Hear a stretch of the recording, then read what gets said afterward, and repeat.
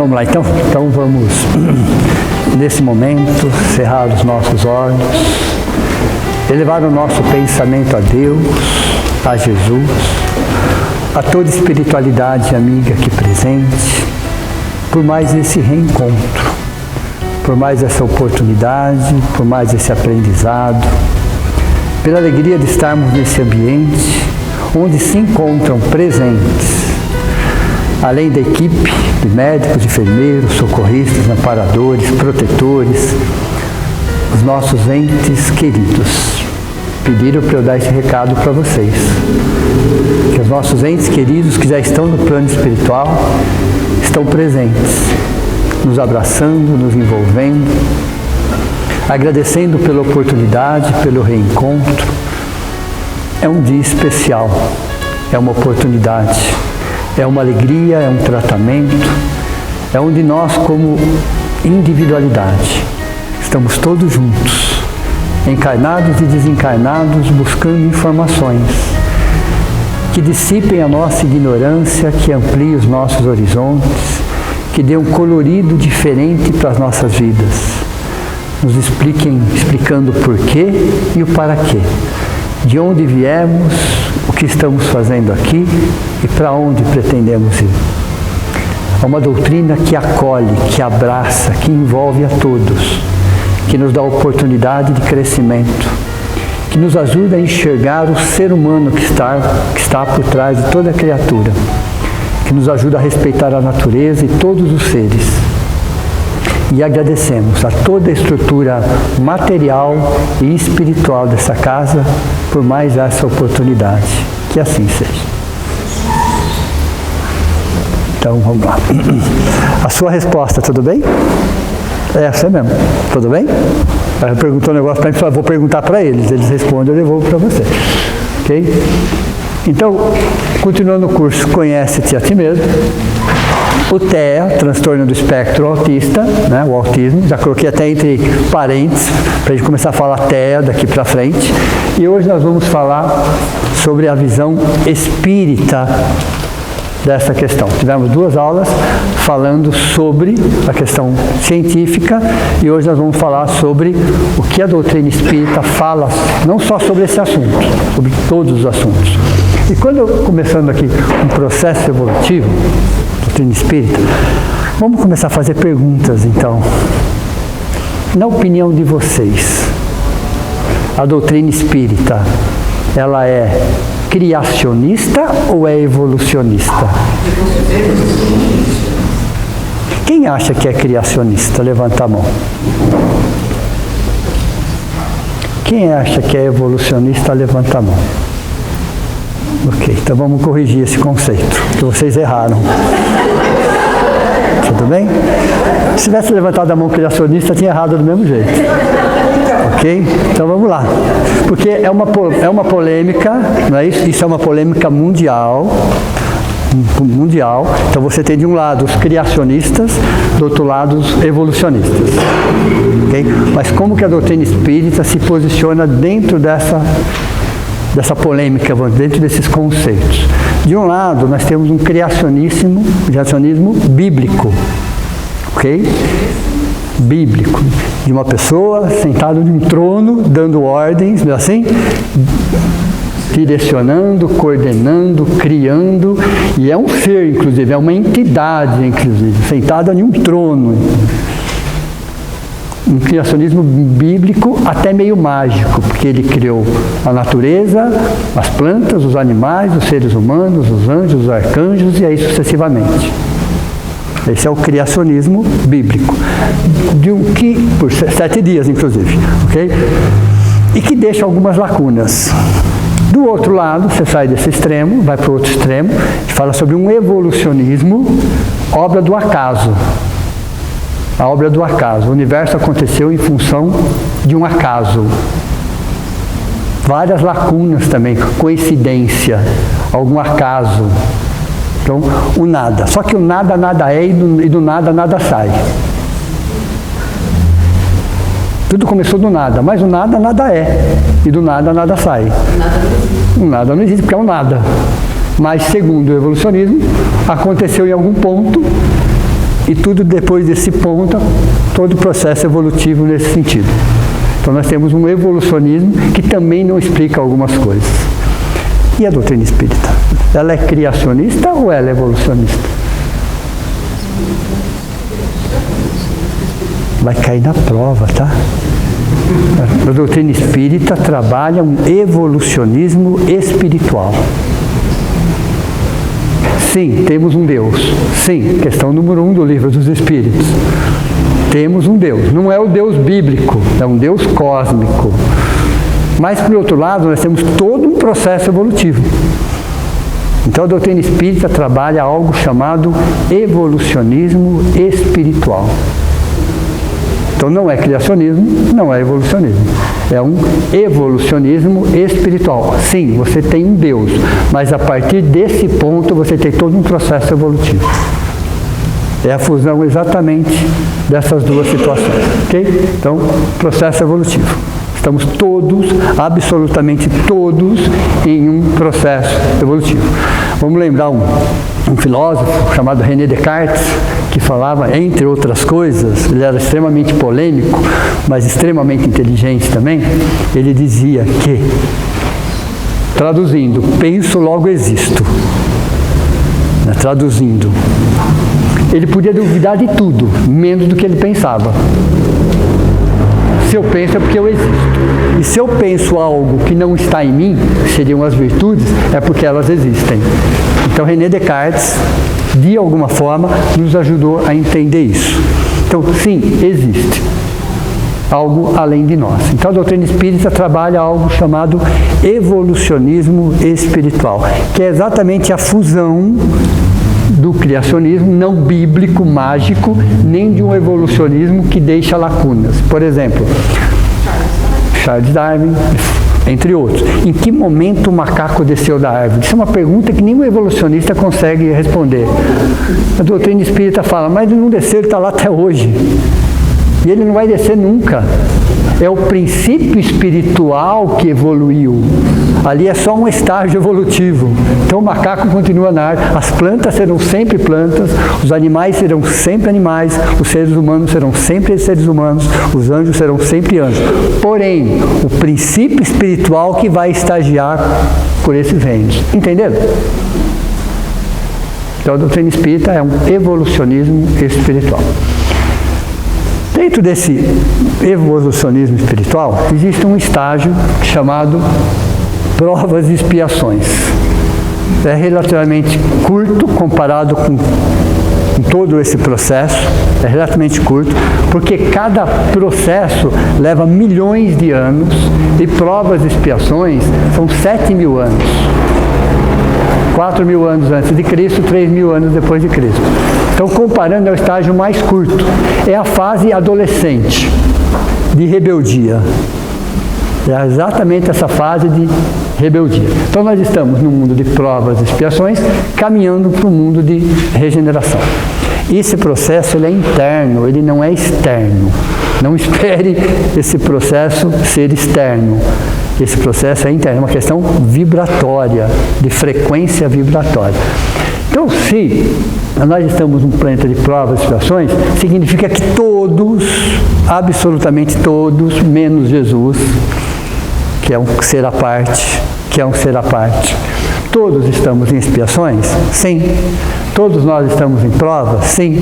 Todos nós estamos em missões? Sim. Então, não existe nenhum ser humano que não esteja em expiações, coisas que ele traz do passado, coisas do presente e coisas, quando fala futuro, é que ele está num processo de aprimoramento. Então nós estamos em expiações que têm a ver com o passado, estamos em provas. O que significa provas? Eu já sei a teoria, eu preciso me colocar em prova. Até que ponto eu entendi a teoria? Me colocando em prova. Prova prática. Não prova teórica, prova prática. E missão futuro, que é um processo de aprimoramento. Coisas que nós já passamos pelas provas e estamos aprimorando. Então todos nós estamos em expiações, provas e missões.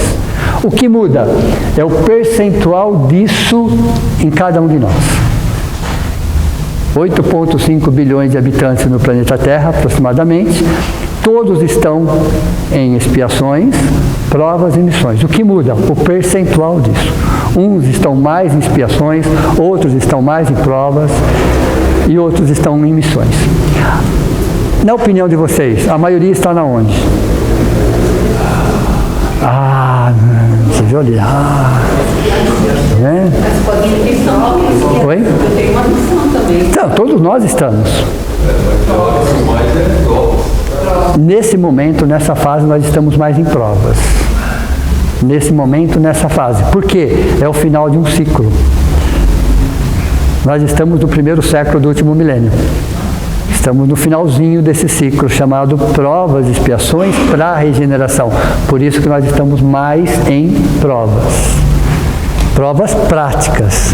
Provas da porta para fora. O tempo todo. O tempo todo. E aí dentro disso, algumas reflexões. Primeiro, não existe efeito sem causa. Então, qual é a base da doutrina espírita? Então, eu vou trazer para vocês hoje qual é a base, qual é o alicerce da doutrina espírita para nós olharmos essa questão dos transtornos mentais. Trouxemos duas visões científicas e hoje é a visão da doutrina espírita. Eu tinha dito, cada caso é um caso, cada situação é uma situação. E aqui hoje nós vamos trazer 10 causas prováveis onde se encaixam situações assim. São só 10? Não. Eu, estudando e pesquisando, achei 10. Pode ser que existam mais causas. Ok? Então veja, primeiras reflexões. Não existe efeito sem causa. Aliás, isso é um princípio da ciência. Que não é ação e reação, é causa e efeito. É um conceito diferente. A falta, essa é a segunda, a falta cria em nós um molde necessário para o reajuste futuro. A falta consciente, eu sei o que eu estou fazendo. A falta cria em nós um molde necessário para o reajuste futuro. Quando eu falo molde, o que vem na cabeça de vocês? O MOB. Não é isso? Quando eu falo molde, estou falando do MOB. E as leis maiores são educativas, nunca punitivas. Então são 3 reflexões que a doutrina espírita nos traz para que a gente possa se aprofundar um pouco mais sobre esse assunto. Primeiro, não existe efeito sem causa. Segundo, a falta cria em nós um molde necessário para o reajuste futuro. E a terceira, que as leis maiores são educativas, nunca punitivas. Nunca em hipótese alguma. Nunca foram. Eu vou fazer só um paralelo aqui, só um paralelo. Às vezes a gente vai concordar muito com isso, mas isso é uma realidade. As leis de trânsito são uma das leis mais justas que existem. Por quê? Um carro de 5 mil reais e 500 mil reais não mudou nada. Um motorista de 2 anos e de 60 anos no volante não mudou nada. A punição é a mesma. Perceberam? Então ela é justa, porque a punição é a mesma. Frente àquela infração, a punição é a mesma. Mas ela não está ali para punir. Ela está ali para quê? Para educar. Para que todo mundo viva em paz no trânsito. É punição? Não. Só vai punir quando você infringiu a lei. Se você não infringir a lei, ela não pune. Mas a questão ali é educar a todos para que todos tenham segurança. Independente se o seu carro é de 5 mil reais ou de 1 milhão de reais, se você é um motorista recém-formado ou 60 anos de volante, para ela não muda nada. A lei é a lei. Então as leis maiores, elas são educativas. Elas não são punitivas. Deus está me castigando. Nunca. Em hipótese alguma. Em momento algum. Ele está te educando. É você que está se castigando. É diferente. É diferente. Entenderam? Como a gente tem que mudar um pouco esse conceito. Para entender a questão dos transtornos mentais, de acordo com a doutrina espírita, nós vamos ter que ter isso muito bem cristalizado em nós. Muito bem cristalizado. Não existe efeito sem causa. A falta cria em nós o molde necessário para o reajuste futuro. E as leis maiores são educativas. nunca punitivas. E a doutrina espírita traz 7 princípios universais estudados pelo Espiritismo. Não existem princípios espíritas, nunca existiu. São princípios universais estudados pela doutrina espírita. É diferente. O primeiro deles é Deus. O primeiro dele é Deus. Questão número 1 do Livro dos Espíritos. São 1019 questões, uma e mais 1018, porque as 1018 está falando da primeira de forma direta ou indireta. E por que parou no 1019? Exatamente isso, entendeu? Essa é a resposta. Podia ter parado com 1000, ficaria um número mais bonito, né? 1020, 1100. O 1019 foi de propósito. Significa continuidade. Continuidade, isso, continuidade. Okay? Então é uma mais 1018, porque as outras 1018 também estão falando da questão número 1, de forma direta ou indireta. Então o primeiro princípio é Deus, o segundo princípio é imortalidade. Aliás, é engraçado isso, né? Porque a maioria das religiões no mundo, cristãs ou não cristãs, falam de um ser superior, dependente do nome, e falam da imortalidade. Falam, está tudo aqui, mas não está aqui. Se estivesse aqui, 90% dos problemas já estavam resolvidos. Nós temos esses princípios aqui, não temos esse princípio aqui. É diferente. Então, o primeiro conceito é o conceito comum entre religiões cristãs ou não cristãs.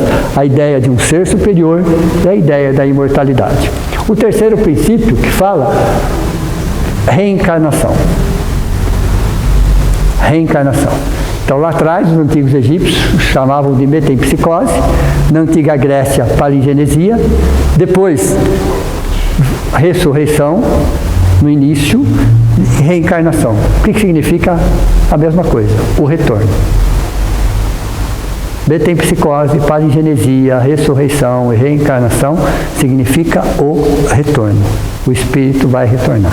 Então, a reencarnação, que é do século XIX, então a palavra reencarnação é do século XIX, por isso que ela é nova, e Jesus disse, necessário nascer de novo, falou para Nicodemos, isso está em João 3,3, então Jesus deixou claro várias vezes essa situação, ninguém entendeu na época, 2000 anos atrás, okay? E Allan Kardec traz a reencarnação. Então o terceiro princípio é a reencarnação, o quarto, livre-arbítrio, que não é absoluto, livre-arbítrio absoluto, só Deus. Temos livre-arbítrio? Temos. Um animal? Tem. Um anjo? Tem. Um Cristo? Tem. Porém está conforme o seu momento evolutivo. Conforme o seu momento evolutivo. Então, para eu melhorar o meu livre-arbítrio, para eu ter mais liberdade, o que eu preciso? Se eu quero ter mais liberdade, quero aumentar o meu livre-arbítrio. Mais responsabilidade. Então, se eu quero mais liberdade, eu preciso ter mais responsabilidade. Então, os mais responsáveis são os mais livres. Já pararam para pensar nisso ou não? As pessoas mais responsáveis, as pessoas que andam mais leves, mais tranquilas.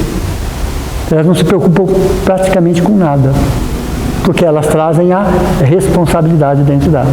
Elas não se preocupam onde ela está, porque ela sabe que ela está bem com a consciência dela. Então, livre-arbítrio, depois lei de causa e efeito. Então, o quinto é lei de causa e efeito. O sexto, que nós chamamos aqui de mediunidade, essa percepção extracorpórea, nós chamamos de mediunidade, mas tem outros nomes também, sem problema nenhum. E o último, que é a sétima, é a pluralidade dos mundos habitados. Existe vida em todo o universo. Existe vida em todo, até por uma relação de custo-benefício. Uma galáxia com bilhões de estrelas e trilhões de planetas, para ter vida só no planetinha, acho que Deus não sabe fazer a conta, custo-benefício. Okay? Então, é a pluralidade dos mundos habitados, significa assim, a vida existe em todo o universo, de forma diferente, de acordo com cada planeta, com cada sistema. E o planeta Terra é só uma das escolas que existem. A mais atrasada moralmente. segundo ano. De um curso de 10 anos, estamos no segundo. Estamos no segundo. Então, esses 7 princípios básicos aqui, ó, é o que vão estruturar, é o que vão nos servir de alicerce para que a gente possa entender não só esse assunto, mas muitos assuntos. Compreender até coisas da nossa existência, da nossa vida, dos nossos desafios, das nossas dificuldades, das nossas facilidades. Então, esses 7 princípios é que vão nos ajudar nesse sentido. Então, a doutrina espírita fala que em relação a transtornos mentais, em um mundo de provas e expiações, então, transtornos mentais em um mundo de provas e expiações, que significam o quê? Espíritos moralmente atrasados. Quando se fala provas e expiações, espíritos moralmente atrasados. Intelectualmente falando, no século XXI, moralmente na Idade Média. Essa é a relação. Essa é exatamente a relação. Então, quando a ciência fala, no caso do TEA, olha, não houve um aumento de números de 150 para 1, de 44 para 1, da 36 para 1. O que houve foi uma melhora no diagnóstico nos últimos 25 anos. Lembram disso? A doutrina espírita concorda em partes. Concorda em parte. Sem dúvida, um diagnóstico mais preciso você traz melhores casos. Porém, em uma palestra do Divaldo, na década de 90, ele já disse, não tinha nem virado o século ainda, ele já disse que estava reencarnando e que iria reencarnar nas próximas décadas muitos espíritos com transtornos mentais. Para tratamento.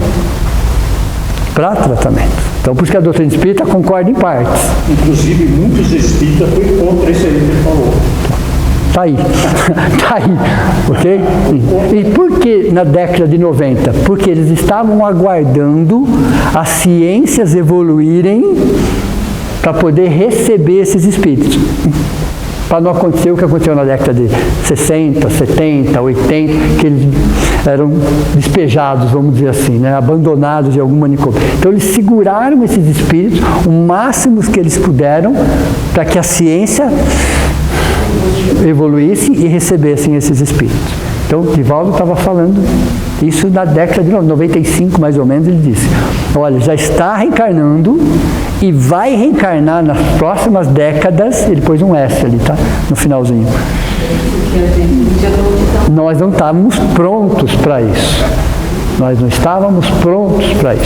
É que nem quando nós estudamos sobre a ótica da doutrina espírita, o processo de escravidão, nós vamos perceber que foram mais de 98% daqueles espíritos, eles tinham débitos milenares, débitos coletivos, estavam aguardando um momento do processo para trazer todos eles para aquela expiação.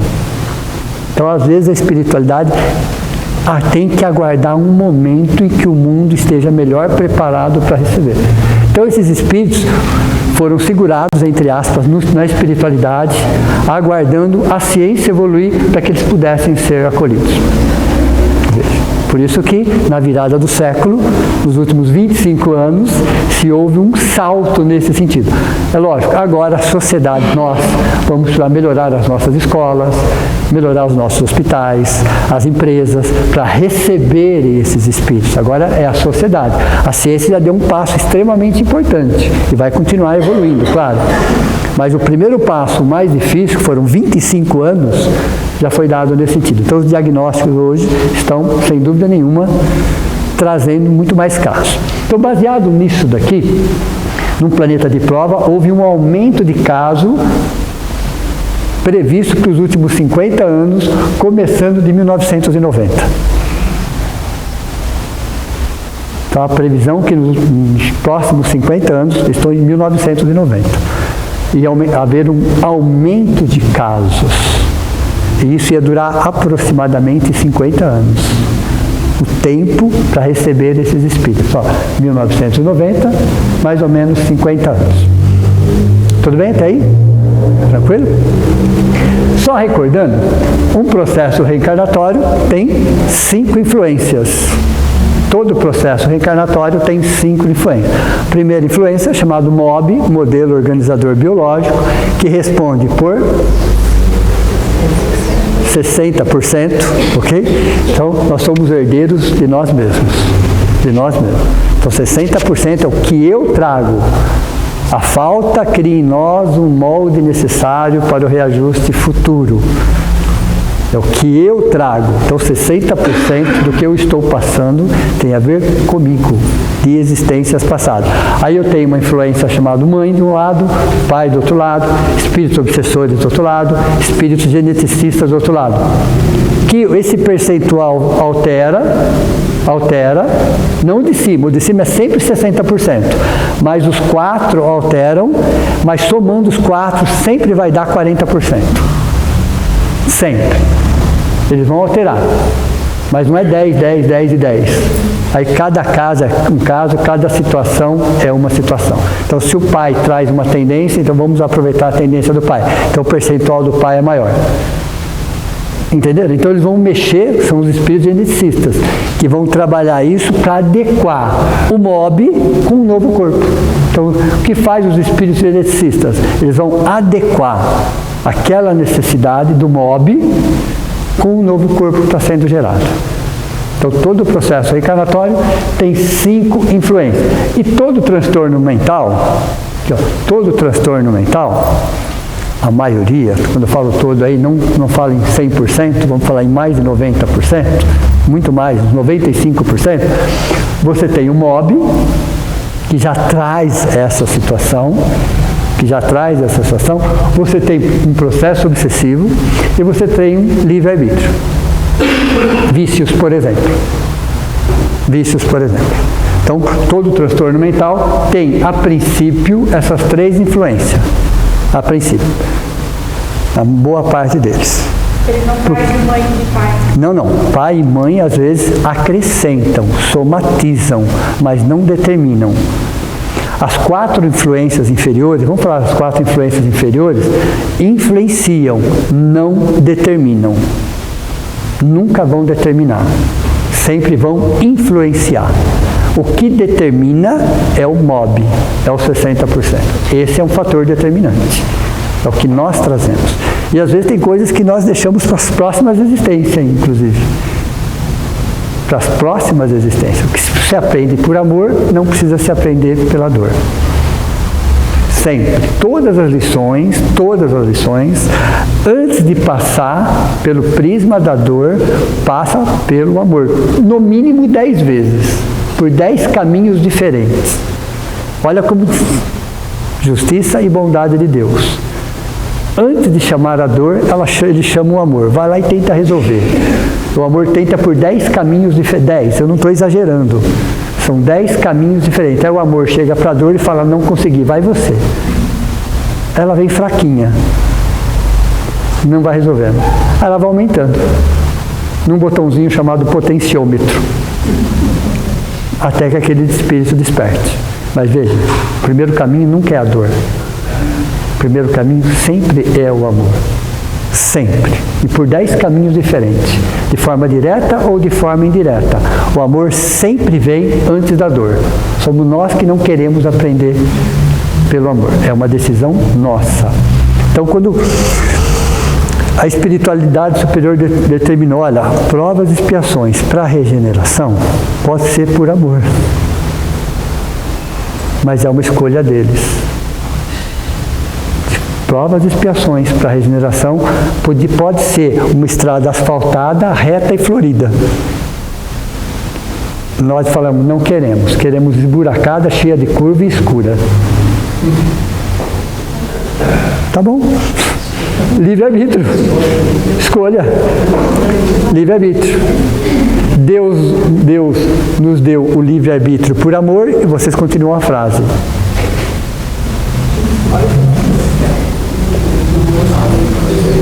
Deus nos deu o livre-arbítrio por amor, nós criamos a fatalidade pelo determinismo da lei de causa e efeito.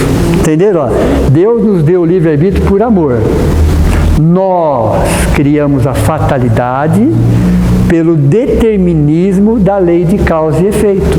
Para todo efeito tem uma causa. Isso é um determinismo. Não tem como você fugir disso. Isso é uma lei. Para todo efeito tem uma causa. E o que eu chamo de fatalidade é porque eu não sei explicar. Então eu falo que foi uma fatalidade. Não existe fatalidade. Existem forças e leis. Tudo bem? Então veja. Não? Nessas situações, o nosso livre-arbítrio. Então existem 10 causas prováveis. Por que eu coloquei prováveis e risquei embaixo? Ninguém, com bom senso, com discernimento, com um pouquinho de conhecimento, vai falar isso e aquilo. Se alguém fala dessa forma, é falta de conhecimento, é falta de bom senso, é falta de discernimento. Ninguém, absolutamente, pode falar que isso é por causa daquilo. Nós não temos condições para isso. Quem tem, não fala. O degrau de cima, que sabe às vezes, que tem acesso às informações, eles mesmos não falam. Não precisa. O tempo é o presente, não é o passado. O que aconteceu, já aconteceu. O importante é olhar sempre para o presente, para o dia de hoje. Então eles falam assim, 10 causas prováveis, possibilidades que acabaram encontrando essa situação. Então, quais são as causas prováveis? Cada caso é um caso, cada situação é uma situação, e às vezes você tem 2, 3 dessas causas no mesmo caso. Você pode ter uma causa dessas 10. Você pode ter 2, você pode ter 3 causas para o mesmo caso. Por isso que é qual é a palavrinha? Espectro. Por isso que é um espectro. Um espectro significa que é uma gama de possibilidades e de situações. E que cada caso é um caso. Tudo bem? Então, são 10 causas prováveis para os transtornos mentais. Quando eu falei transtornos mentais aqui, eu não estou falando só do TEA. Aqui engloba, além do TEA, todos os outros transtornos mentais. Além do TEA. Então, são 10 causas.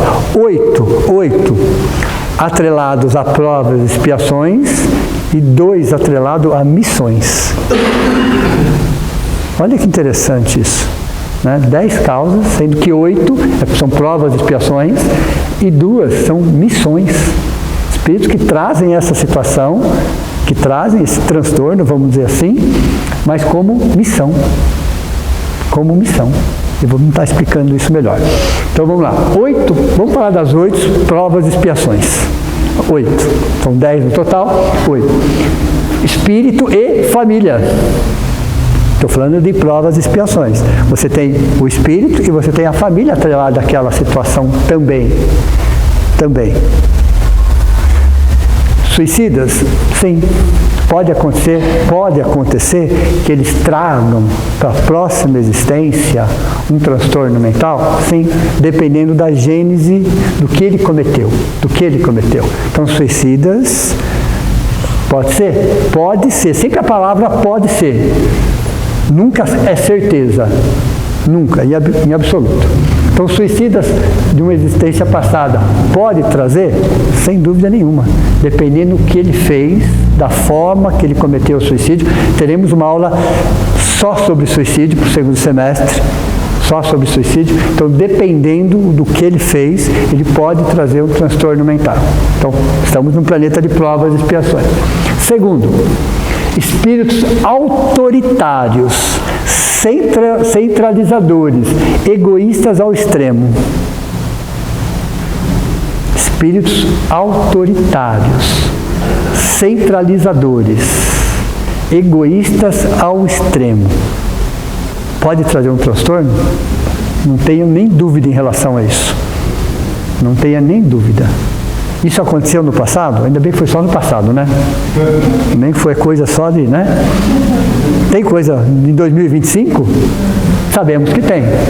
É lógico que sabemos. No passado tinha muito mais, mas muito mais. Ok? Então, espíritos autoritários, centralizadores, egoístas ao extremo. Terceiro, culpas cristalizadas. Culpas cristalizadas. De sentimento de culpa, né? O orgulho ferido, um subproduto do orgulho, de um orgulho doentio, Então, culpas cristalizadas que estão ali há séculos.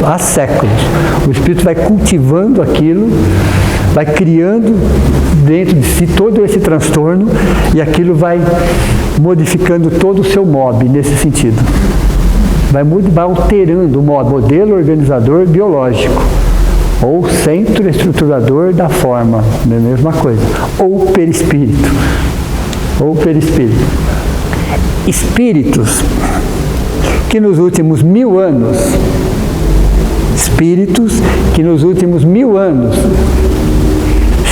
estavam envolvidos em conflitos armados, guerras, e que cometeram verdadeiras atrocidades, violências desnecessárias, mesmo estando num contexto daqueles. Aí explica 4 homens e uma menina. Quem que participou dos últimos 1000 anos de conflitos armados e guerras? O espírito que estava na condição masculina. Não foi isso? Se vocês olham as guerras, o que vocês veem? Qual que é a maioria? Homem, dos últimos 1000 anos. Foram homens que participaram de conflitos armados e de guerras e que cometeram verdadeiras atrocidades, violências desnecessárias. Allan Kardec pergunta: espíritos que são mandados para a guerra são responsáveis pela morte que ele comete? A resposta é não, porque ele está num estado de guerra. Você está num estado de guerra, às vezes você nem queria estar ali. Você se vê muitas vezes obrigado a estar ali. E você tem que estar num conflito. Então, ele é responsável pelas mortes que ele causa? Não, a resposta é não. Aí veio o pior do Livro dos Espíritos. Vírgula. Porém, tudo aquilo que ele fizer dentro de um estado de guerra, por conta própria, sem necessidade, ele responde. Então, não é você estar num estado de guerra. Nós já participamos aqui. Aquilo que você faz lá, por conta própria, sem necessidade. Era para aprender, e dava para aprender, e não oferecia perigo nenhum, e você matou. Você responde. Deu para você entender a diferença ou não? Então você não é responsável pelas mortes que você causa no conflito. Mas você é responsável por aquilo que você faz sem necessidade. E aqui explica aquela pergunta: por que será que cada 5, 4 são meninos? A pergunta explicada. A ciência não sabe explicar isso. A doutrina espírita não. Porque nos últimos 1000 anos, a maioria, 99,9%, eram homens que participavam de conflitos armados e estado de guerra. Tudo bem? Espíritos traumatizados, vivendo na zona do remorso por séculos. Estão percebendo, pessoal, que nós também temos traumas, todos nós temos, que nós precisamos cuidar? Nós precisamos cuidar disso. É um processo lento que leva décadas, não tem problema nenhum. Mas nós precisamos. Por quê? Se eu não cuidar, aquilo vai crescer, aquilo vai cristalizar, aquilo vai fazer parte do meu mob. E esse mob vai, na próxima existência, gerar uma situação. Então, todos nós temos conflitos? Sim. Todos nós temos traumas? Sim. Coisas mal resolvidas? Precisamos cuidar. Literalmente. Que leve décadas, não tem problema nenhum. Mas que leve décadas. Então, o nosso corpo espiritual, chamado de perispírito, pensem vocês, pessoal, que o processo chamado reeducação emocional centrada no alto amor, antigo reforma íntima, é uma mudança na coesão molecular. Não mudam os elementos, muda a coesão molecular. Você não muda os elementos, você muda a forma que eles estão unidos. E o melhor exemplo é o exemplo do cubo de gelo. Esse é o melhor exemplo que tem. É a forma mais simples para a gente entender. Imagine vocês um cubo de gelo 1 metro de altura, 1 metro de largura, 1 metro de comprimento. Um quadrado, é um cubo, tudo bem? 1 metro, gelo. H2O, não é? Ele não sai do lugar, ele é extremamente pesado. Extremamente pesado, ele não sai do lugar. Ele não se movimenta para lugar nenhum. Por quê? Como é que está a coesão molecular do H2O nessa condição sólida? Como é que está? Esse mesmo cubo de gelo, dessa mesma proporção, no estado líquido, é H2O. Porém, qual é a movimentação disso? É muito maior do que o cubo. Não é isso? Eu não mudei, continua sendo H2O. O que mudou? A coesão molecular. Então, a mesma quantidade na forma de água agora tem movimento. Ele aproveita todo o movimento que a superfície oferece. Não é assim? E se fosse vapor? Eu mudei o H2O? Não. E para onde vai o vapor? Veja, e eu não mudei nem a lei da gravidade. 10 metros por segundo ao quadrado, arredondando. 10 metros. Então, eu não mudei a lei da gravidade, eu não mudei o elemento químico. O que eu mudei? A coesão molecular. Então, o processo chamado reeducação emocional centrada no alto amor muda a coesão molecular do nosso corpo espiritual. Então, o espírito de regeneração tem uma coesão molecular diferente de provas e expiações. Um espírito de artes em geral tem uma coesão molecular diferente de regeneração. Entenderam? Você não muda os elementos, você muda a coesão molecular. Como? Reeducação emocional centrada no alto amor. Então, mágoas, ressentimentos, ódio, desejo de vingança, o que faz? Comprime. Perdão. Perceberam ou não? É isso que faz. Você vira um bloco de gelo ou vapor, passando pelo estágio líquido.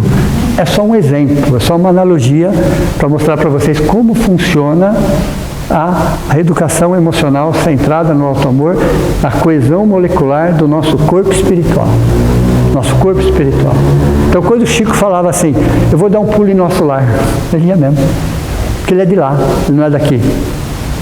Porque a coesão molecular estava lá, em regeneração. Apesar de estar num umbral fino,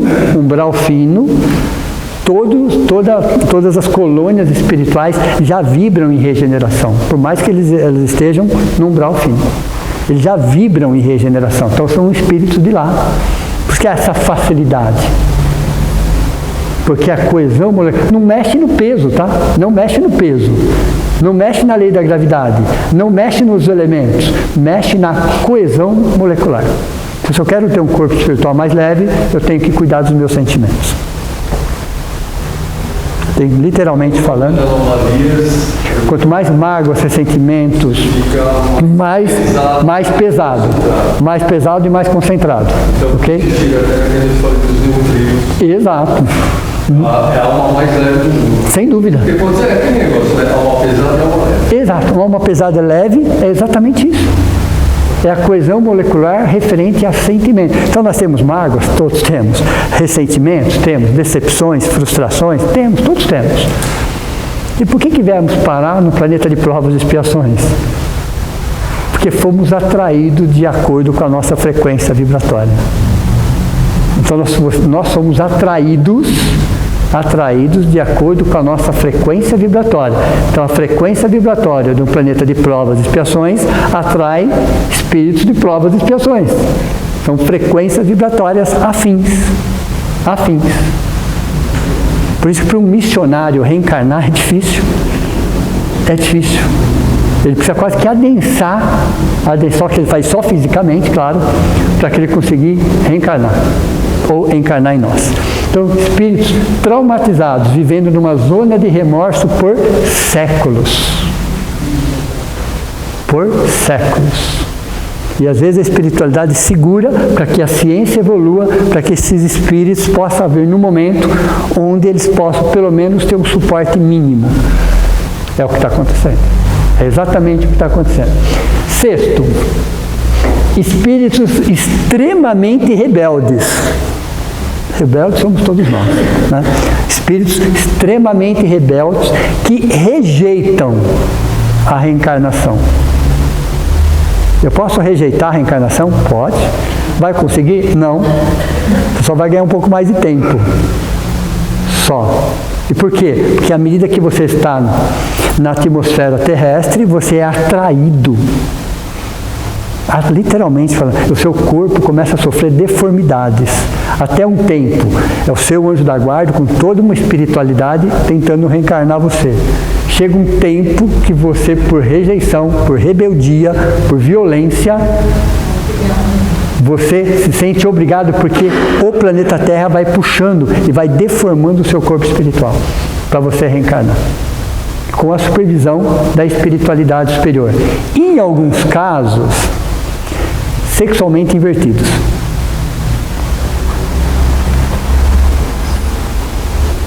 Aí explica por que em alguns casos, quando vem menina, é a forma mais severa. Por quê? O que é essa inversão? Quando nós estamos sobre sexualidade, eu expliquei para vocês, mas vamos recordar. O espírito simples e ignorante, ele não tem sexo. O espírito sábio e virtuoso também não tem sexo. Não tem nem forma. E esses extremos não tem forma. Num processo evolutivo, reencarnando em planetas, ele precisa, vou falar do planeta Terra, do gênero masculino e feminino. Então, ora, você reencarna, mesmo isso no reino vegetal, no reino animal, no reino nominal, no reino angelical, você inverte. E por que você inverte? Para você aprender as duas polaridades. Se você ficasse só em uma polaridade, você só saberia sobre aquela polaridade. Você soubesse a outras. Então, o que acontece? Naturalmente. Gravem a palavra naturalmente. Você reencarna 1000 anos, 2000 anos, às vezes 3000 anos, na mesma polaridade. Na mesma polaridade, masculina ou feminina. Aí, por uma necessidade evolutiva, você precisa inverter para outra polaridade, ficar mais 1000 anos, 2000 anos, 3000 anos. Só que quando essa inversão ela é natural e coordenada pela espiritualidade superior, existe um negócio chamado polarização. O que é a polarização? Vai sobressair o sexo escolhido, na casa de 70%. Então nós aqui já reencarnamos várias vezes na condição feminina, várias vezes na condição masculina. Todos nós aqui. Todos nós. Então não existe um homem 100% masculino, não existe uma mulher 100% feminina. Porque nós já fizemos essa inversão algumas vezes. Algumas vezes. Então quando essa inversão ela é natural, fruto de escolha, de aprendizado, de aprimoramento, não existe nenhum problema com a questão sexual. Nenhum problema, porque faz sobressair o sexo escolhido, na casa de 70% mais ou menos. A dificuldade é de adaptação num universo que é novo. De repente alguém ficou no universo feminino por 3000 anos, aí reencarna e alguém dá um caminhãozinho para ele. Ele fica olhando para aquilo e fala, o que eu faço com isso agora? Não tem nada a ver com sexualidade isso, é porque aquele novo estágio tem coisa que é novidade. Até sabia que existia, mas não sabia na prática. Não, muda tudo. Mas é só uma questão de adaptação, mas não tem nada a ver com sexualidade isso, nada a ver com sexualidade. Se vive muito bem com o sexo escolhido, porque é uma inversão natural onde todos passamos. Todos, desde o reino vegetal, animal, hominal, angelical, para você aprender. Quando a gente olha uma imagem dentro da estrutura católica, não sei se vocês já repararam isso, você olha para a imagem de um santo ou de uma santa, você fica olhando bem de perto, você não sabe se é homem ou se é mulher, porque ele traz os dois, as duas energias, que é, nesse caso, o melhor das duas. O melhor das duas. Então você olha bem, tem traços masculinos e traços femininos ali misturado. né, numa simbologia, mas numa perfeição, numa delicadeza, porque ali, nessa condição, é o melhor dos dois. Então você vai invertendo para você ir aprendendo o melhor dos dois, das duas polaridades. Tem uma frase que os espíritos falam que a evolução é a adaptação. É exato, a evolução é a adaptação. Então, no caso da inversão natural, não há problema nenhum com a sexualidade, nenhum. Um probleminha na questão de adaptação por ser um mundo novo nesse sentido.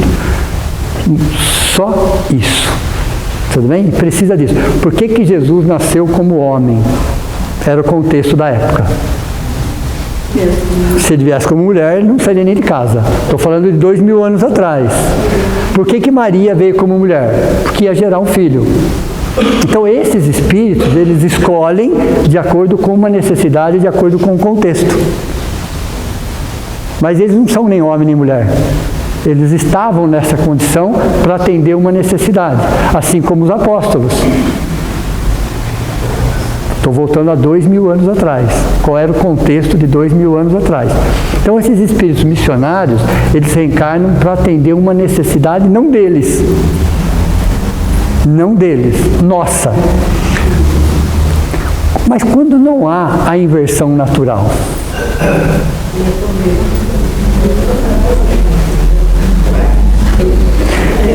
É uma psicologia que não se adapta à morfologia. É uma psicologia que não se adapta a uma morfologia. Então não é uma inversão natural. Você cometeu excessos, desrespeitos, violências, agressividade em relação ao outro sexo. E agora você vem num invertido para aprender e sentir na pele, aquilo que você usava ou abusava, todos os seus preconceitos. Aí não é uma inversão natural, é uma inversão expiatória. Entenderam a diferença ou não? Porque a natureza não erra. Vocês já escutaram essa, né? A natureza errou. Não existe a menor possibilidade disso. Não existe a menor possibilidade disso. Tá? Então, o planeta Terra, 4,5 bilhões de anos aproximadamente. Por 1,5 bilhões de anos, foi só modificações, transformações na área química do planeta. Depois, por mais 3 bilhões de anos, só transformações biológicas, feita por espíritos,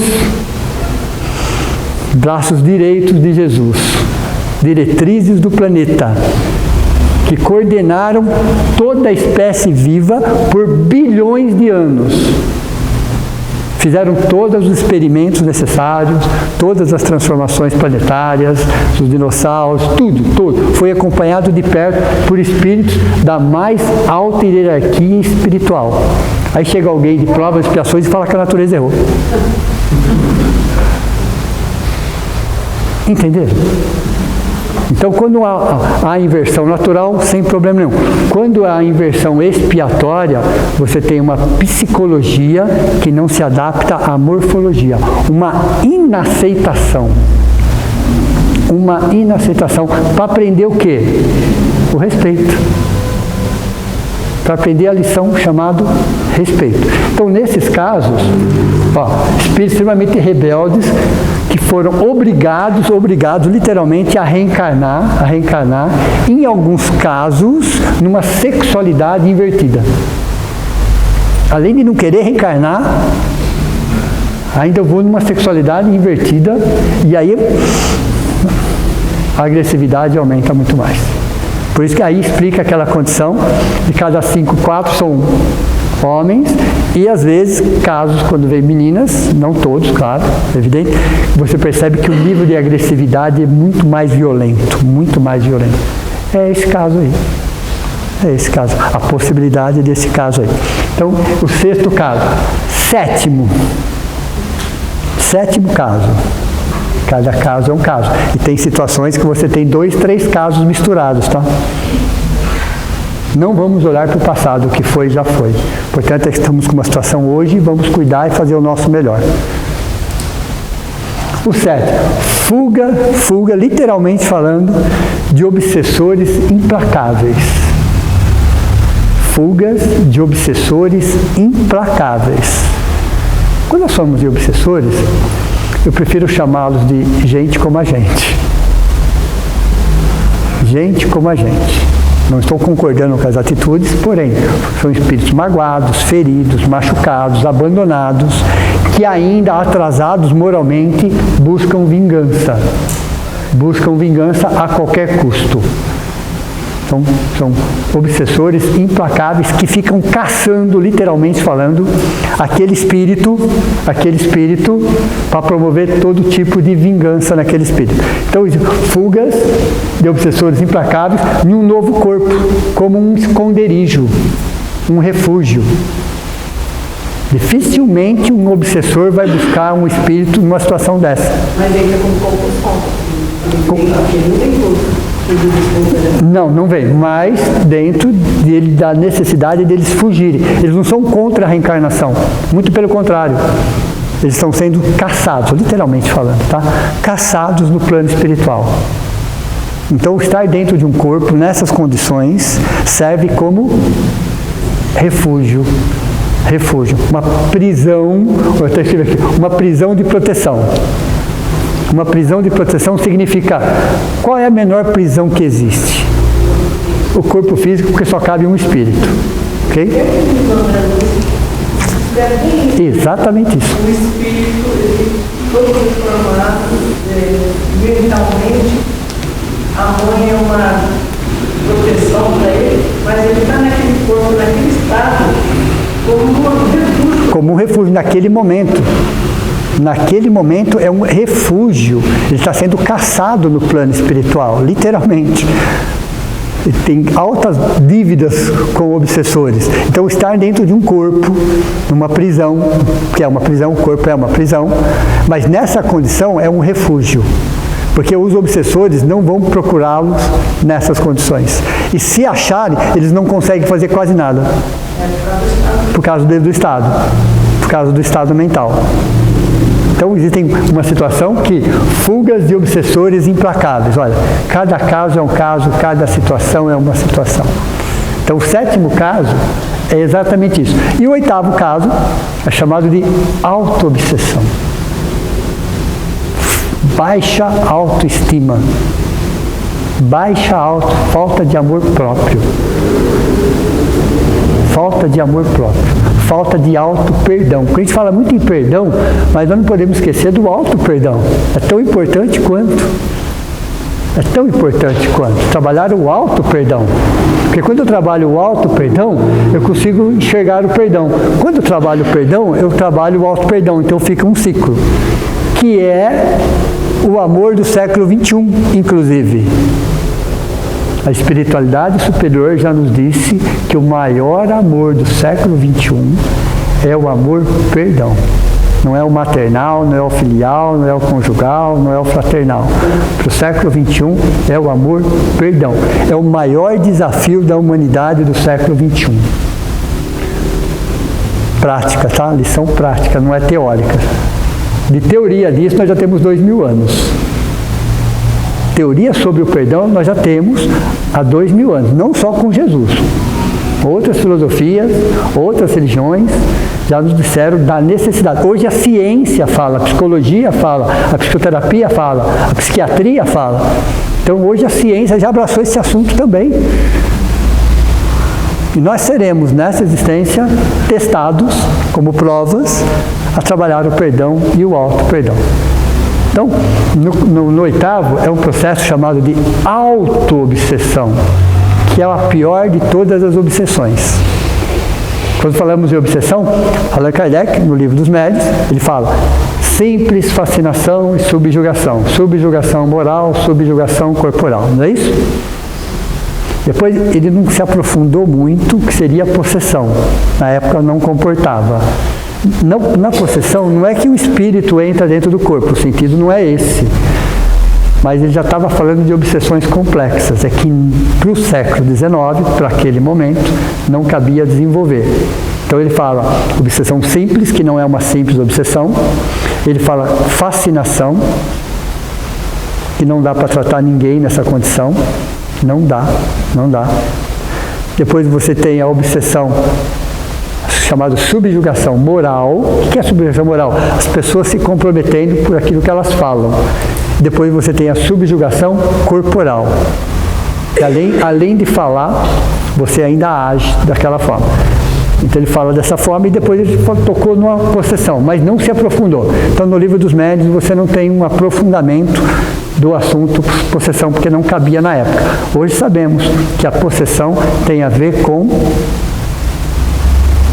magia negra, ok? Tem a ver com complexidade. Não tem a ver com grau de malignidade, mas tem a ver com processos empregados. Processos tecnológicos do século XXI, empregados num processo obsessivo. Então existem trabalhos de desobsessão que você não tem obsessor. Você vai conversar com quem? É tudo por século passado, tá? Tudo por controle remoto. Eles não estão presentes. Isso é obsessão complexa, que Allan Kardec chamou de possessão para a época. Então nenhum espírito toma o corpo do outro espírito, não existe isso. Para um espírito entrar, o seu tem que sair. Para o seu corpo sair, o corpo morreu. Aí vem a pergunta, o espírito sai porque o corpo morre ou o corpo morre porque o espírito sai? Ok? Porque o corpo morre, ok? Então o corpo tem o fluido vital, a partir do momento que você não tem mais o fluido vital, o espírito se liberta. Então não tem como entrar o outro espírito, mas ele pode fazer de marionete. De marionete, sim. Aqueles fios, lembra? Viram? Marionete? Isso eles podem fazer. Mas eles só podem fazer porque você permite. Por uma obsessão simples. Tudo começa por uma obsessão simples. Depois vai para a fascinação, depois vai para a subjugação, depois vai, vamos chamar de possessão, ou obsessões complexas. Mas antes da obsessão simples, existe a pior de todas. A auto-obsessão. Então, toda obsessão necessariamente começa por uma auto-obsessão. Aliás, nem precisamos de obsessores, nós damos conta do recado sozinhos. Nós damos conta do recado sozinhos. A auto-obsessão, não precisamos nem da ajuda deles, nós damos um serviço completo. É a falta de autoestima, falta de cuidado, são mágoas, são ressentimentos, quer dizer, coisas que nós fazemos contra nós, com consciência, e aí abrimos portas para que esses espíritos, de alguma forma, aproveitem desta condição que nós damos, chamado auto-obsessão. Auto-obsessão.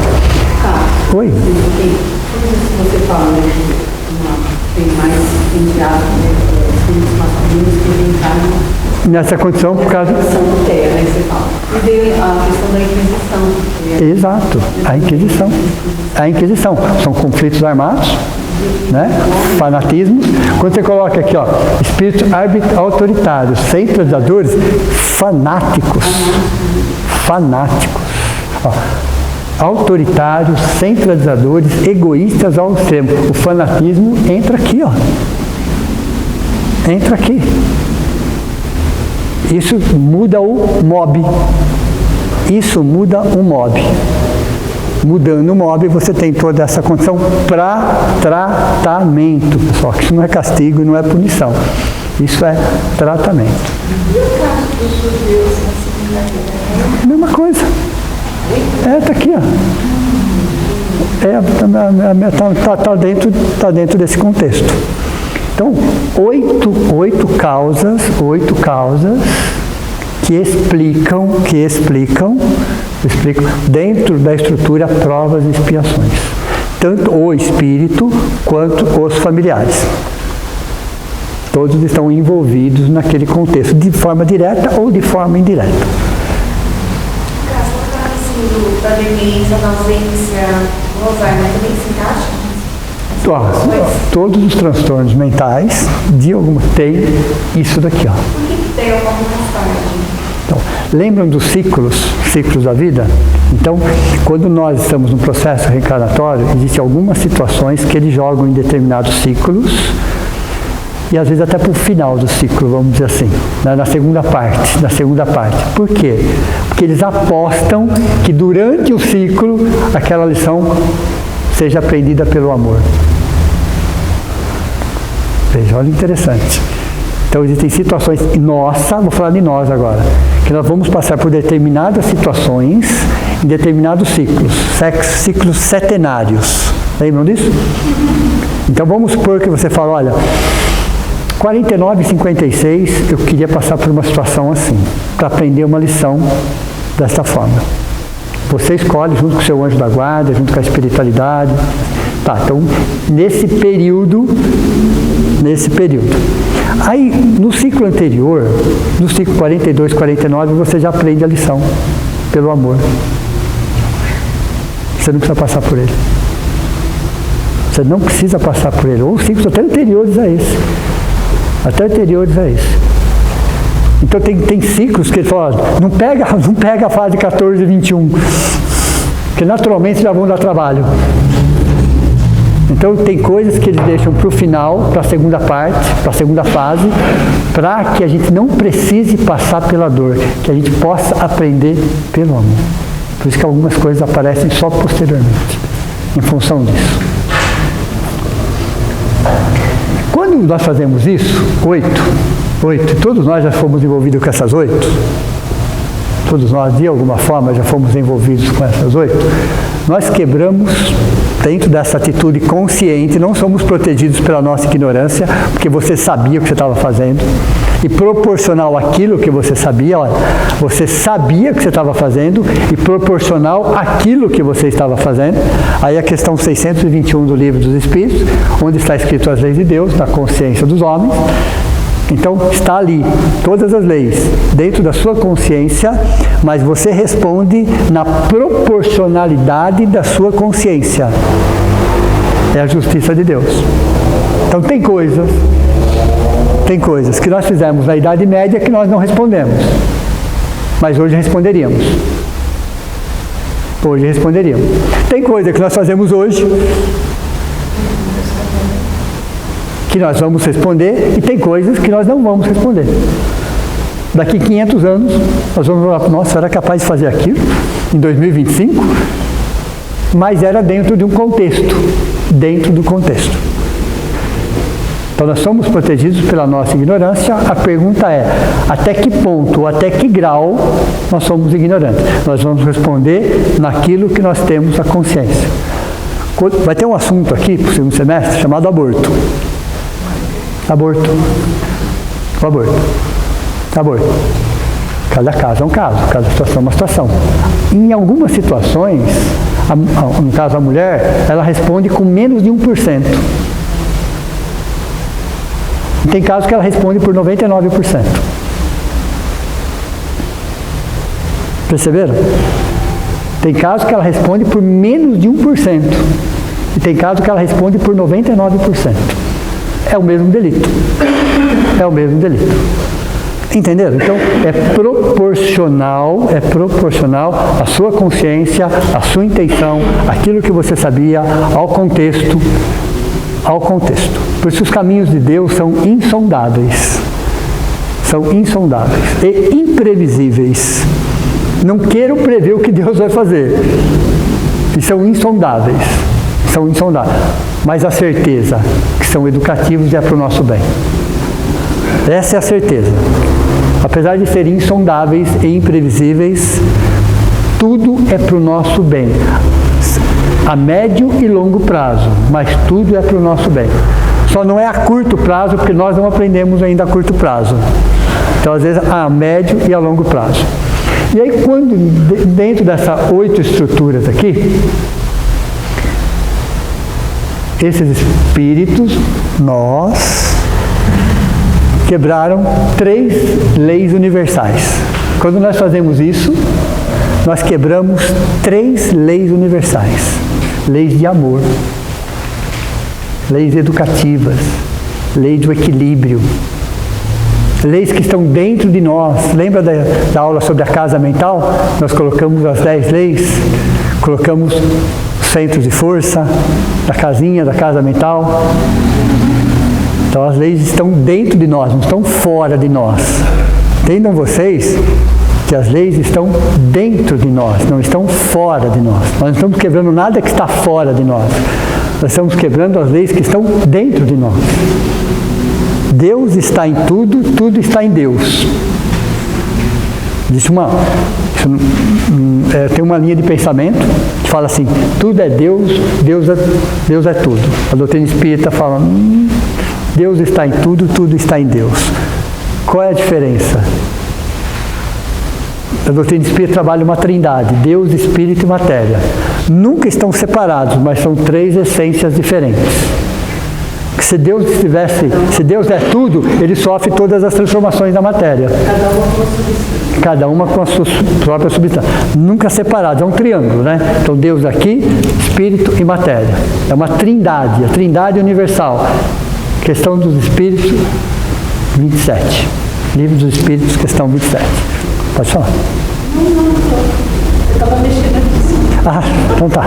Ela fez assim, você estava mexendo na franja. É que se arrependeu aí com o cabelo. Você se arrependeu. Você se arrependeu, né? Então, quando nós cometemos isso, nosso sistema nervoso central foi impactado. Quando eu trabalho isso aqui, nosso sistema nervoso central foi impactado, SNC, Sistema Nervoso Central, com altas dosagens de energias destrutivas.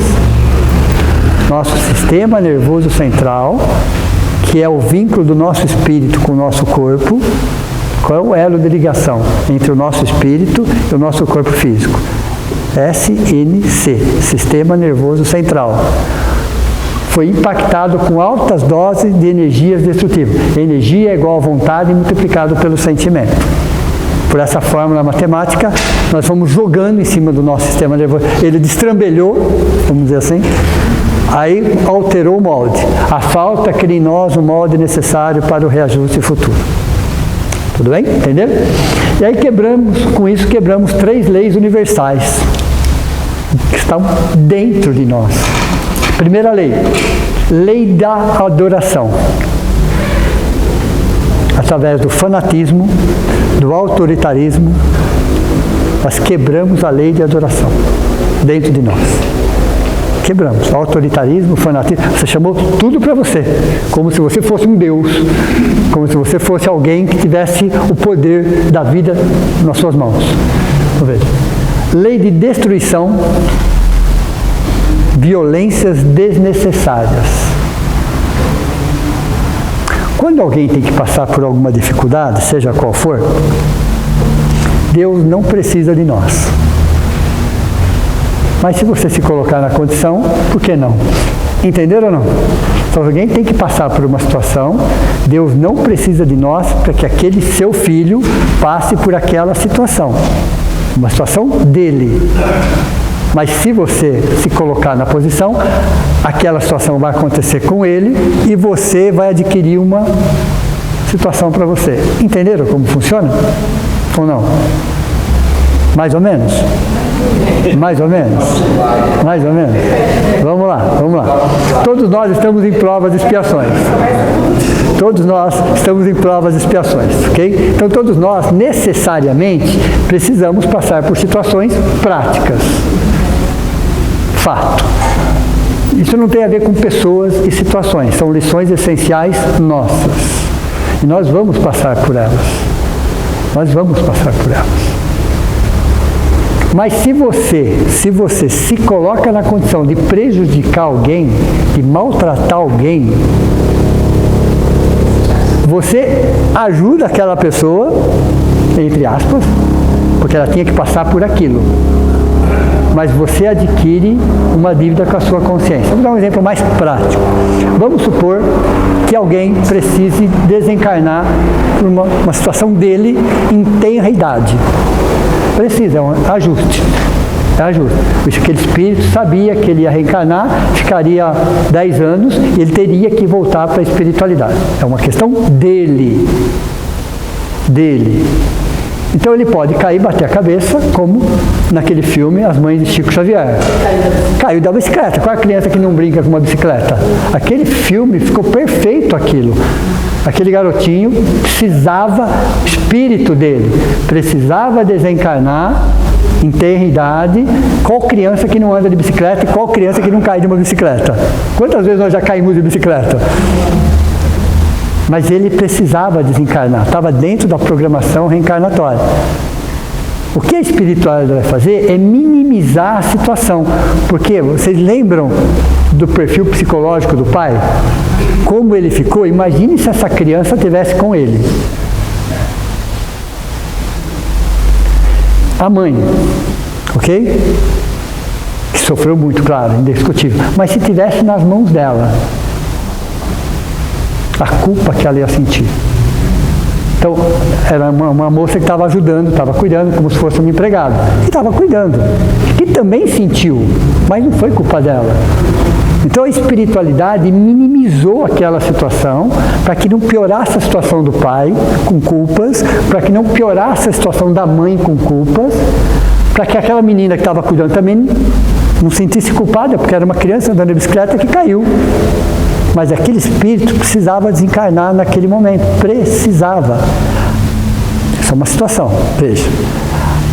Vamos mudar essa situação. Alguém em alta velocidade passa e atropela aquela criança.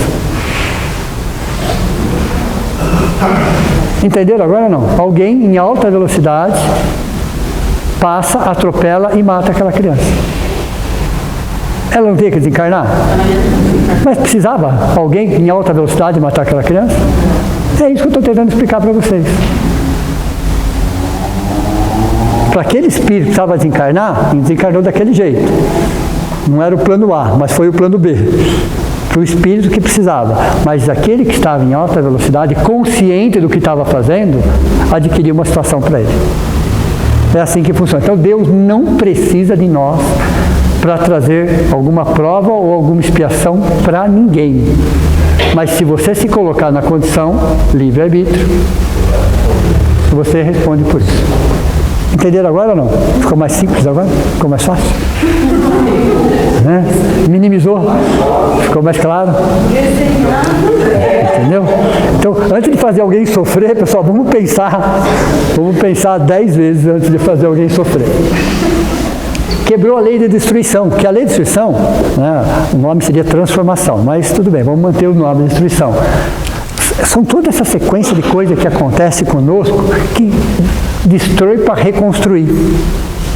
Então, se fala de destruição, o nome certo seria transformação. Mas no contexto século XIX, Allan Kardec, ele usou lei da destruição. Mas vamos entender como transformação para o século XXI. Então, isso é um processo natural do planeta Terra, das nossas existências. Finais de ciclos. Então, nessa condição, você quebrou a lei natural de destruição com violências desnecessárias. Essa lei está dentro de você. Como a lei de adoração está dentro de você, a lei de destruição está dentro de você, e a terceira lei, lei do progresso. Você foi um agente dificultador para a lei do progresso. Então, quando você trabalha isso daqui, ó, essas 8 causas, você quebra dentro de você essas 3 leis que vão impactar na lei da sociedade. Qual é a maior dificuldade de quem tem o terra? Comunicação. Verbal ou não verbal. Ok? Então, essa falta de observação dessa situação dificulta. Então, você quebra essas 3 leis, lei de adoração, lei de destruição, você vai ter que reconstruir dentro de você, impactando a lei da sociedade. Então, é um tratamento. É um tratamento que o espírito e a família estão envolvidos. Então, são 8 casos atrelados a expiações e provas. Se eu descobrir mais algum caso, eu passo para vocês. Vou continuar estudando, pesquisando. Temos 2 situações aqui, chamadas de missões. Missões, com o TEA. Missões adquiridas, veja, de 10, 8 não são missões. Que também, espírito e família. Que também, espírito e família. E existem casos mais específicos que aquele espírito precisa reencarnar, não existe uma estrutura material para acolher aquele espírito. Casais ou uma pessoa são chamados no plano espiritual e convidados. Olha, tem um espírito que não tem nada a ver com você a princípio, nada, absolutamente nada, não faz parte da sua história, vocês nunca se encontraram, mas está precisando de muita ajuda.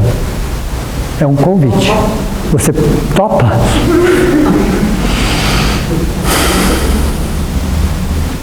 Foram perguntar para Madre Teresa de Calcutá e para o José Gleber, eles vão reencarnar, aonde eles queriam reencarnar? Eles falaram assim, os dois são de regeneração. Nós queremos reencarnar num planeta de provas e expiações. Eles já são de regeneração. E aí? Perceberam? Aí perguntaram, por quê? Oportunidade de trabalho. Veja. Então, existem casos, às vezes uma família ou um casal que seja, são chamados, falam, olha, nós não estamos conseguindo estrutura material, familiar, para aqueles que de alguma forma comprometeram esse espírito. É um convite, sempre um convite. Vocês querem trazer para vocês? Vamos dar todo o suporte necessário, mas não será fácil, claro. Quando você fala em TEA, pessoal, nunca é fácil, é menos difícil. Em algumas situações é menos difícil. Não é, Simone? A Simone ali. A maior autoridade sobre esse assunto está ali, ó. É a Simone. Ok? E não existe, é fácil, não existe fácil, nada. Existe menos difícil. Mas todos os casos são difíceis. Todos. Existem casos que são menos difíceis. Então não dá para romantizar, não dá para falar que é moda, existem casos menos difíceis, só.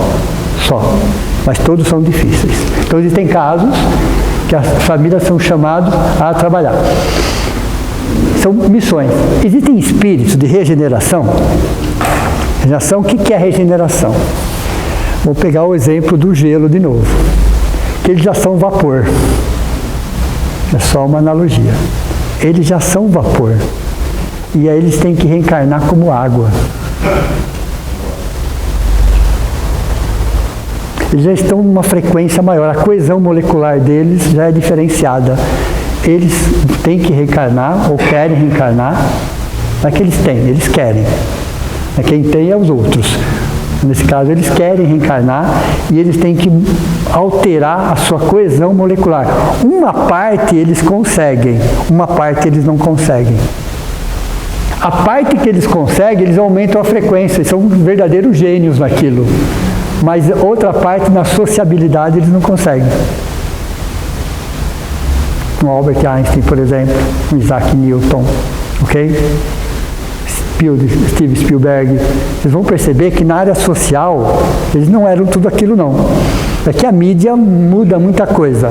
Mas todos eles tinham muita dificuldade na área social, mas em compensação eram verdadeiros gênios na sua área, verdadeiros gênios na sua área. Então tem algo dentro deles que além de encaixar perfeitamente, eles conseguem fazer isso. E algo dentro deles, eles não conseguem encaixar.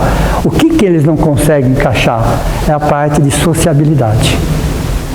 De sociabilidade. Então tem espíritos de regeneração, que reencarnam, às vezes, para ajudar uma família. A família é destrambelhada. Então vem esse espírito nessa condição, entre aspas, obriga que a família tome um outro rumo, mude os seus valores, trabalhem a paciência. Então são espíritos de regeneração que vêm para ajudar um contexto. Às vezes aquela família. O espírito faz parte daquela família, mas está no degrau de cima, mas você percebe que os valores ainda são muito apegados a matérias, a vaidade. Vamos trazer, vai obrigar a família a rever valores, a ressignificar. São missões. Eles vêm fechados, encapsulados em si mesmo, encapsulados em si mesmo. A doutrina espírita fala, o TEA são espíritos encapsulados em si mesmo. Encapsulados para que eles possam, nesse caso, estou falando de missões agora, eles possam, eles ajudarem sobre algum aspecto na parte interior. Então são QIs mais elevados, são QIs mas têm dificuldades na sociabilidade. Mas promovem na família mudanças estruturais de valores na família. São missões, são verdadeiras missões, que não precisariam passar por esse transtorno, mas pedem justamente porque dentro desse contexto eles vão conseguir chegar no objetivo de uma outra forma. Tem um livro muito antigo, não vou lembrar o nome, de um espírito que reencarna numa família extremamente rica, extremamente poderosa, extremamente materialista. E aí quando essa criança com 5 anos tem uma doença incurável, se leva para o mundo todo, os melhores especialistas, e não se acha a cura daquela doença, mas obriga a família a conhecer outros centros, e a família vai vendo que não era um caso único, que existiam mais crianças com aquela situação, e a família se sensibiliza e começa a ajudar as entidades a investir em recursos. Veja, aí eles viram que existia uma outra situação fora o mundinho deles. Espíritos que reencarnam às vezes para isso, para mostrar para a família outros valores. Veja, então eles reencarnam, para ficar pouco tempo, mas para mudar a estrutura. Então os espíritos reencarnam nessa situação,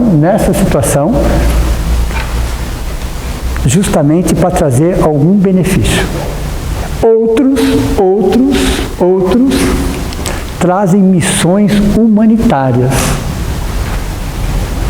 São extremamente éticos e empáticos. Eles são éticos, mas não são muito empáticos.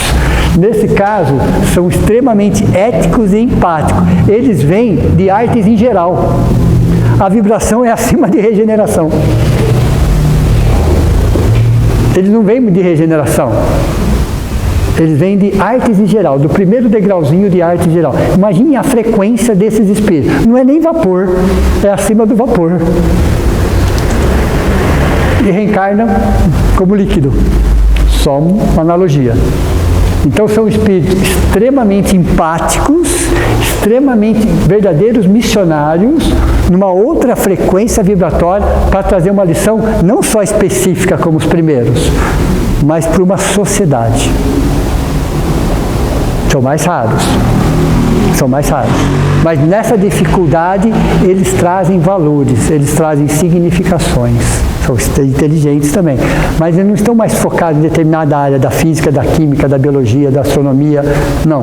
Eles estão mais focados em ações comunitárias, humanitárias. Eles não são de regeneração, eles são de artes em geral. E às vezes a família também traz alguma coisa nesse sentido para dar estrutura para esses espíritos. Então, quando no TEA nós temos 8 casos, que é a maioria, e 2 casos aqui, ó, nós chamamos de missões, para ajudar nós, como humanidade, a acelerar o nosso processo evolutivo. Então é assim que a doutrina espírita, dentro dos valores espíritas que nós aprendemos, enxergam essa situação. Alguma pergunta? Pode falar. Esses missões, eles são extremamente envolvidos em alguns aspectos, seja para comunidade, seja para... Mas eles têm alguma questão humanitária. Que ainda... Não é para nós. Sim. É para nós. Porque chama atenção. É justamente para chamar atenção. Olha, alguém que tem uma deficiência assim, olha o que ele chama a atenção da sociedade. É para chamar atenção. Então essa aparente deficiência que eles têm, sem dúvida. Eles têm, porque é como se o cérebro deles não encaixasse direito. A frequência não encaixa direito. Mas, nesse caso, eles vêm de artes em geral, são verdadeiros missionários e eles vêm para acelerar o processo de regeneração, no nosso caso. Nesse caso, sim, seriam aqueles que têm um grau menor e que eles acabam socializando de alguma outra forma para se... Eles são mais fáceis na socialização, são mais fáceis ou menos difíceis. Esses são mais fáceis ou menos difíceis. Eles têm ainda uma dificuldade, porque não encaixa, o cérebro deles não encaixa com o nosso. Mas eles trazem questões humanitárias, são extremamente éticos, trazem conceitos muito além de filosofia, de religião. Eles trazem muito e trazem nas suas ações algo que ajuda a humanidade a rever valores no geral, na condição humana. São mais raros, mas eles existem. Os outros de cima vêm de regeneração, okay? Eles trazem algo mais específico na área da intelectualidade. E aí, lógico, traz uma família, que a família também está dentro desse contexto.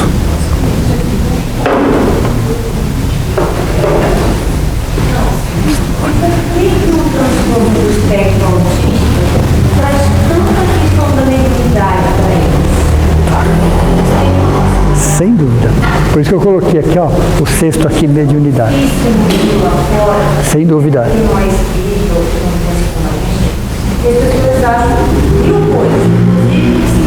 Sim, sim. Como é que a gente faz? O problema não é a gente que faz, o problema é o mundo lá fora, né? Nós sabemos o que nós fazemos com isso. Então, a questão da mediunidade, eles, por essa questão, eles estão mais propensos às influências positivas e às vezes negativas. Dentro daqueles 8 ali, a gente vai perceber que eles também têm processos obsessivos. Porém, eles têm uma mediunidade mais aflorada. Nos dois casos, eles têm uma mediunidade. Então, eles têm um intercâmbio com a espiritualidade diferente do nosso. Todos os casos aqui. Para nós, da doutrina espírita, não há tanto problema em relação a isso. Mas o mundo lá fora não está preparado para isso ainda. Mas eles conversam com entidades naturalmente. Por quê?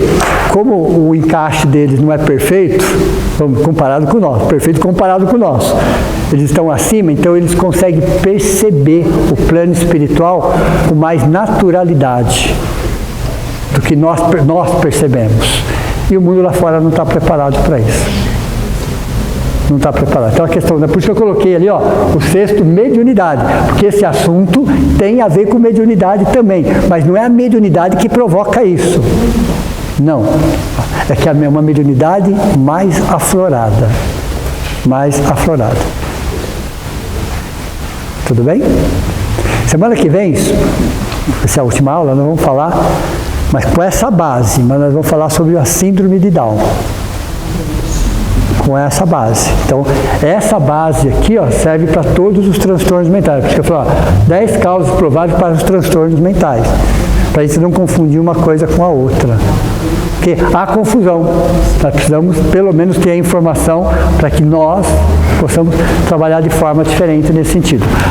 As causas estão aqui, ó, para os transtornos mentais. Todos estão aqui. Mas cada caso é um caso, cada situação. Existem situações que você tem duas, 3 causas no mesmo ponto. Eu vou tentar encaixar. O TDAH dentro do síndrome de Down. Vou tentar encaixar esses 2 assuntos para a gente terminar o semestre. Né? Aí depois, quando a gente volta, vou trazer muitos assuntos. A síndrome de Down, a grande diferença é totalmente ao contrário. É diferente. É uma outra situação. Elas são extremamente sociáveis. Então, a trissomia no cromossomo 21. Né? Depois eu vou estar explicando isso melhor para vocês. Mas a gente precisa saber, pelo menos o básico. Tudo bem? Então vamos encerrar? Então vamos, nesse momento, agradecer a mais essa oportunidade, ao abraço acolhedor que nós recebemos, principalmente dos nossos entes queridos, dos nossos espíritos familiares, que hoje estiveram em peso aqui, fora os outros que estão sempre.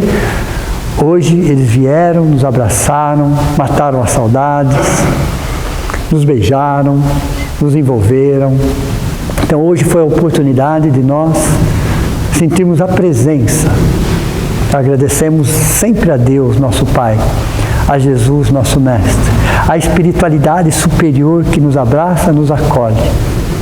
Aqueles espíritos que cuidam da segurança dessa casa, tanto a segurança espiritual, energética, mas que nos dão a sustentação necessária para que a gente possa estar aqui, acolhidos, amparados, alimentando o nosso espírito e tendo a certeza que Deus vai nos usar para que a gente possa, através desse pouco conhecimento, levar para fora um pouco do muito que recebemos. Que assim seja. Então, uma boa noite a todos vocês, bom descanso. Até a próxima.